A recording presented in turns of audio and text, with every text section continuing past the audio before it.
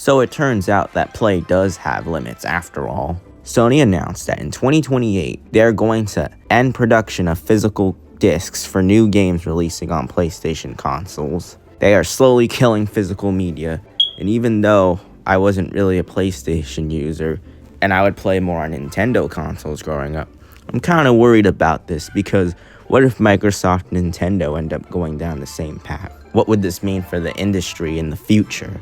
Besides, you kind of need physical media too. Not as much as 10 to 15 years ago, but you should still have it to some degree. You can't really claim physical ownership over a digital title.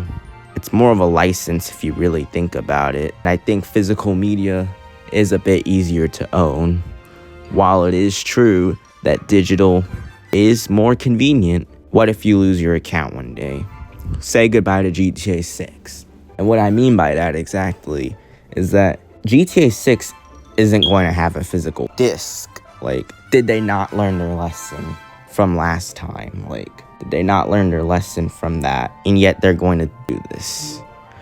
I honestly hope Sony changes their minds about this because this is stupid. And besides, isn't physical media a lot easier for preservation too? I mean, like when a digital file disappears, it's not really tangible. While it may be true that digital has easier access and is more convenient, if your PlayStation Network account gets hacked, but bot flags your account by accident, billing issues happen, you get banned, servers shut down, or your console breaks and you end up buying a new one, then your whole digital library can get wiped in seconds. There is no customer service that can easily restore a permanently banned account on Sony's ecosystem. But with physical media, on the other hand, guys, even if you get banned online, Sony can't just randomly bust down your door and take a piece of plastic off your shelf. You can just make a new offline profile, pop in your disc, and keep playing. This is honestly one of the most stupidest decisions that Sony has ever made,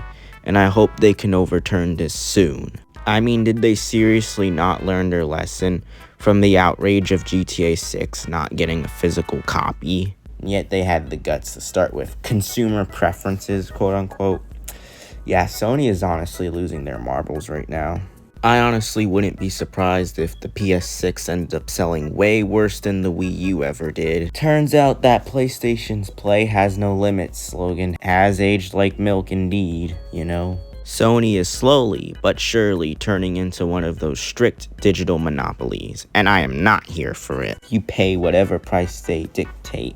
Like, yeah, I did mention that we don't need physical copies as much as we did 10 to 15 years ago, which may be true for convenience, but we need it now more than ever for basic consumer rights. Because think about it, guys, like, a physical game acts like a capitalist check and balance against these mega corporations. It also creates a second-hand market too. You can buy a used game for 20 bucks and then sell it for 15 when you're done. Digital marketplaces, on the other hand, are just strict monopolies that force you to pay whatever price they dictate. And on those digital marketplaces, say if the game gets delisted because of licensing, then physical is the only way we can play those games again, legally. In a nutshell, Sony is basically killing legal ways of preservation and discoverability. And you thought that Sony could sweep this under the rug. You know, they went quiet on their social media for a couple of days, you know, hoping that everyone would move on from the situation. But they were deeply mistaken because on July 11th, NBC News actually covered it, and they made a very solid response to it as well. Not only that, they're also facing a 435 million euros lawsuit from a Dutch company. It's as crazy as it's getting right now. Like, you know you're screwed when a major news station and a company sues you for a major pay hit. And I don't know if Sony's gonna be able to run away from this. Like, this is very serious. Like, it's not just fans complaining anymore, but, you know, this is legal trouble now.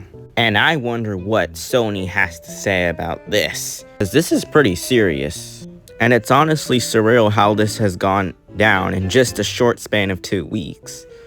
It's like back to back to back to back events. It's like a saga, in my opinion. Just crazy stuff. Thank you for watching.